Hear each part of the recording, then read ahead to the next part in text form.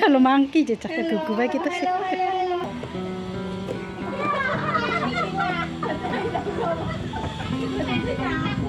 Jadi kakak bule itu salah satunya indigo teman-teman, dan dia sedang menceritakan kepada temannya apa yang dia lihat di situ.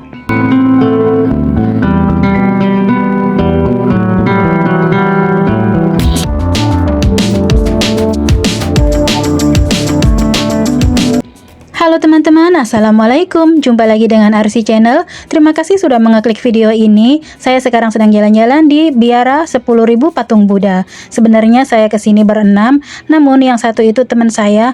Dia mempunyai kelebihan, kalau di Indonesia disebutnya indigo ya. Jadi dia baru melihat di depannya aja, dia langsung balik lagi. Katanya ada sesuatu yang dia lihat di sini. Sesuatu itu apa? Saya akan ceritakan sambil saya keliling-keliling di sini ya teman-teman. Ikuti terus videonya sampai habis.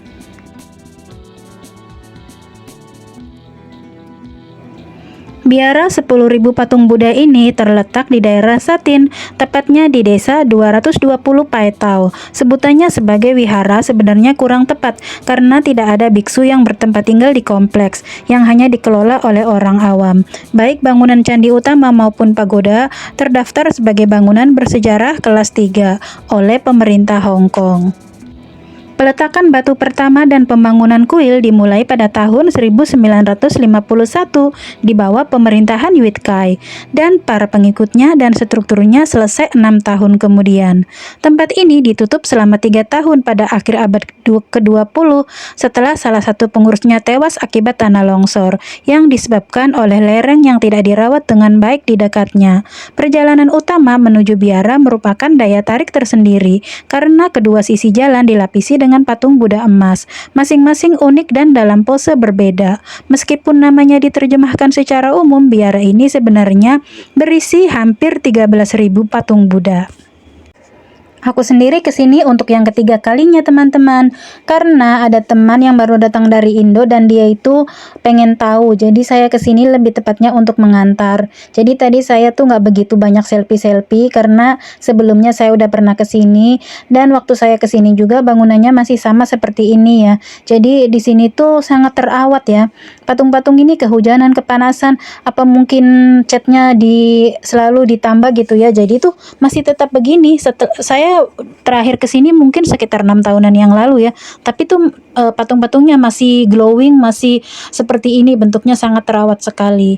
Dan di tempat ini tuh tempatnya di atas gunung ya, dan mitosnya kalau kita naik ke sini tuh harus sampai puncak teman-teman, supaya kalau kita punya hajat atau dalam kehidupan kita bisa mencapai apa yang kita inginkan atau yang kita cita-citakan. Katanya sih begitu teman-teman, nggak boleh mundur. Setelah mendaki kurang lebih setengah jam, kemudian kami nyampe di atas nih teman-teman. Ini yang disebut pagoda. Dan ini adalah daya tarik utamanya. Di sini kita kalau membawa makanan tidak boleh digeletakin di tanah teman-teman, karena banyak monyet. Nanti makanan kita bisa diambil, tas kita bisa digeret, dibawa naik ke pohon sama monyet-monyet itu. Dan ini adalah tempat sembayangan yang disucikan. Jadi di sini kita tidak boleh berisik seperti selfie dengan teman-teman sambil berisik, ketawa ngakak, itu tidak boleh ya. Karena di sini aku melihat beberapa orang Indonesia tuh tiktokan di dalam sini. Menurut aku itu kurang tepat ya teman-teman. Teman-teman kesini kan tujuannya hanya ingin tahu, mengagumi arsitekturnya. Ya jangan disalahgunakan ya. Sama aja teman-teman, misalnya ada sebuah masjid yang bangunannya unik, megah gitu. Kemudian orang-orang pada datang seperti memperlakukan masjid itu seperti tempat wisata. Tentu saja tidak boleh dikotori, tidak boleh kayak kita bikin konten sambil ngakak-ngakak, joget-joget kayak gitu, kayaknya kurang pas ya teman-teman. Gimana menurut teman-teman, pagodanya indah enggak? Setelah kita menaiki tangga yang jumlahnya 431 anak tangga yang sangat curam ya, kayaknya tuh semua lelah letih terbayar teman-teman. Dan alhamdulillah hari ini tuh tidak begitu panas, namun juga tidak dingin ya, karena seharusnya memang sudah waktunya masuk musim dingin, tapi hari ini lumayan cerah, jadi kita tidak begitu kesulitan tadi naik. Dan semuanya terbayar dengan pemandangan indah di sini. Tempat ini dulunya itu milik seorang biarawati yang bernama Kuniam, teman-teman. Kemudian beliau terbunuh pada Perang Kedua. Setelah tanah tersebut dibeli oleh pemilik perusahaan tembakau setempat, ia kemudian menyumbangkan kepada Yuit Kai untuk tujuan mendirikan sebuah perguruan tinggi Buddhis. Namun hal ini tidak membuahkan hasil dan sebagai gantinya biara dibangun. Kalau teman-teman mau melihat secara keseluruhan histori dari kuil Buddha ini, teman-teman bisa melihatnya di Google, sudah ada di Wikipedia. Dulu katanya tempat ini sempat bentrok dengan pemerintah karena dulu tempat ini dibangun tanpa izin terlebih dahulu dari pemerintah Satin. Baru kemudian sekarang ini sih sudah ada izinnya tentu saja ya teman-teman. Yuit Kai meninggal pada tahun 1965, 8 tahun setelah biara pertama kali dibuka. Sebuah cerita apokrif yang ditulis oleh para pengikutnya mengklaim bahwa tubuhnya ditemukan tidak dapat rusak 8 bulan setelah kematiannya akibat dari posisi duduk teratai di mana dia dikuburkan. Namun surat kabar menyatakan bahwa dia sebenarnya dibalsem. Tubuhnya yang utuh dipamerkan di aula utama biara.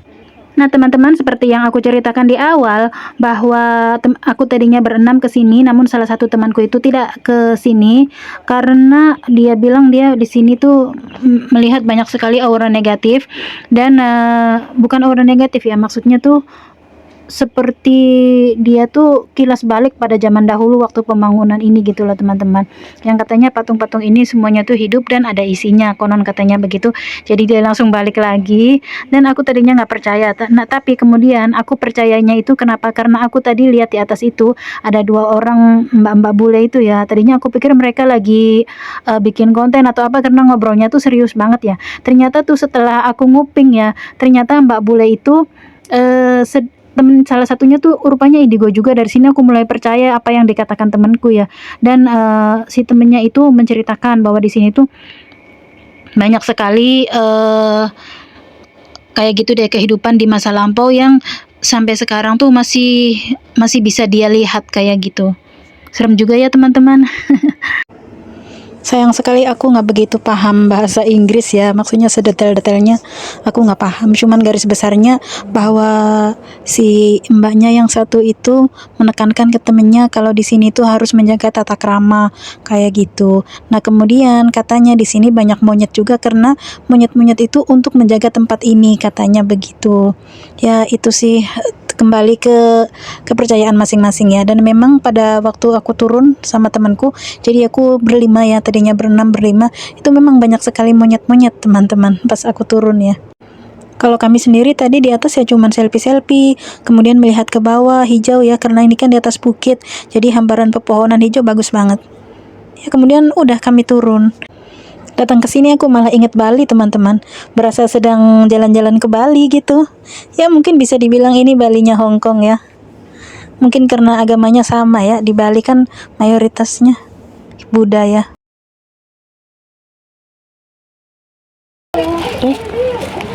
Halo, uli na. Kuan kit halo. Ayan, si Mungki. Kalau mangki aja cakap ke gue kita sih. Halo. Naghahanap ng kadit. Sa mga wild animals. Halo, halo, Mungki. Ay, parang si ano din siya ah. Parang si Buddha. Ano? Ay, pagod din. He's very tired ah. Oh, parang Tahu lagi di selfie. Nag-aarty siya. Uma-arty din. Mga baboy. Baboy.